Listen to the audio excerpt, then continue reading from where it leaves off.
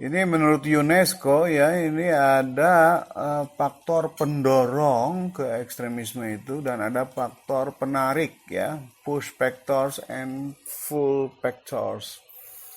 Nah, jadi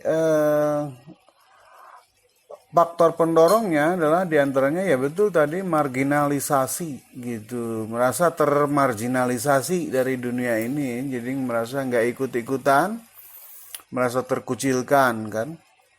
Kemudian ketidaksetaraan yang merasa dalam posisi terutama ya secara ekonomi tidak seperti orang lain gitu, orang yang wajar-wajar, jadi memang ya lebih miskin lah sebut saja begitu. Kemudian ada diskriminasi. Mungkin ini kalau di Islam di Barat gitu merasa terdiskriminasi gitu. Nah ini bisa jadi kepada ekstrim juga.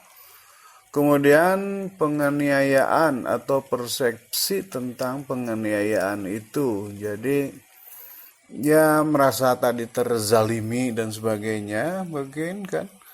Kemudian ada akses yang terbatas, nah itu yang tentang globalisasinya ya. Akses terbatas pada kualitas dan pendidikan yang relevan. Jadi tidak ini dengan keumuman masyarakat, apalagi masyarakat dunia gitu. Kemudian penolakan hak dan kebebasan sipil gitu. Kemudian keluhan lingkungan, sejarah dan ekonomi sosial lainnya kan. Itu faktor pendorong. Nah, sementara faktor penarik adalah di antara grup ekstrim itu ada yang bisa meyakinkan kan, terutama dengan berbagai program yang menurut mereka itu pas, yaitu seperti layanan, mendapatkan ada pendapatan gitu, pekerjaan gitu. Kemudian ada juga bersifat janji-janji, yaitu petualangan, kebebasan gitu. Ya termasuk brutality lah kan, kebrutalan juga itu bisa jadi penarik bagi orang-orang yang merasa ya putus asa dalam hidup ini kan. Nah, ada juga sebagai kenyamanan spiritual bahwa inilah yang paling baik, yang paling benar kan. Kemudian tempat menjadi bagian gitu. Jadi terasa diakui oleh jaringan sosial itu kan.